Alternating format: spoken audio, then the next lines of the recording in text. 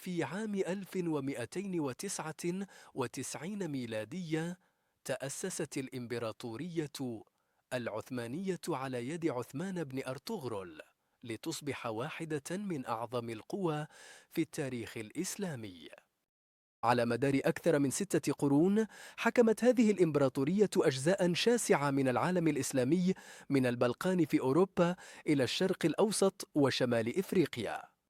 كانت القسطنطينية عاصمتها صرحا سياسيا وثقافيا ودينيا، ومركزا للحكم الإسلامي القائم على الخلافة.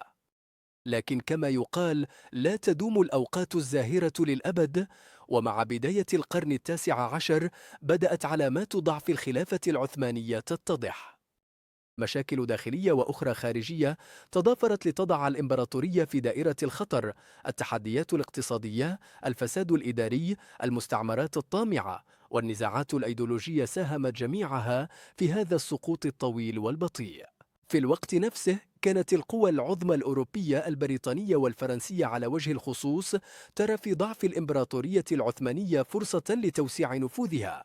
خططوا لاستغلال هذا السقوط لصالحهم، ولكن كان عليهم أولاً تقسيم المنطقة بطريقة تضمن مصالحهم. وهكذا ظهر اتفاق سايكس بيكو، الاتفاق السري بين بريطانيا وفرنسا عام 1916، الذي يعتبر حجر الأساس لتقسيم الشرق الأوسط العربي بناء على مصالحهما السياسية والاقتصادية. بالتزامن مع هذه الأحداث ظهر الشريف حسين بن علي حاكم مكة والمدينة المنورة كلاعب رئيسي في الصراع على السلطة في الجزيرة العربية.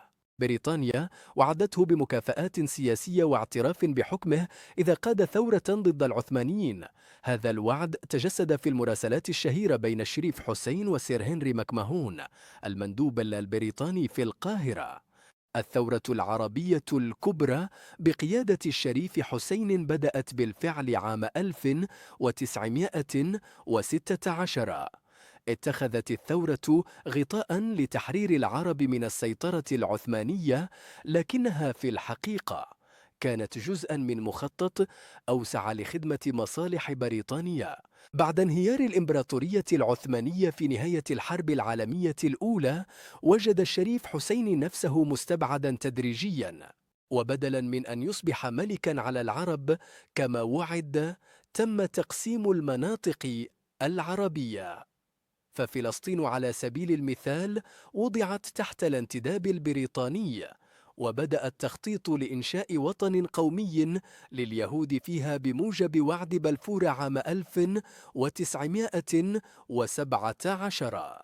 وفي الوقت ذاته كان آل سعود في صعود، فقد تمكن عبد العزيز بن عبد الرحمن آل سعود من توحيد أجزاء من شبه الجزيرة العربية وإنشاء المملكة العربية السعودية عام 1932.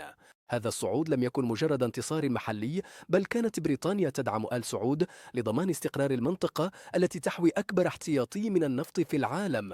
وللتعامل مع الشريف حسين كخصم سابق بات عبئا على سياستها. هكذا وبالتدريج تحول مركز العالم الإسلامي. فلسطين انتزعت، وثروات الجزيرة قسمت، والخلافة ضربت في مقتل. القوى العظمى لعبت أدوارا محكمة، ظاهرها دعم التحرير والاستقلال، وباطنها تمزيق الروابط بين الشعوب العربية وتأسيس نظم تخدم مصالحها الاقتصادية والسياسية لعدة عقود قادمة.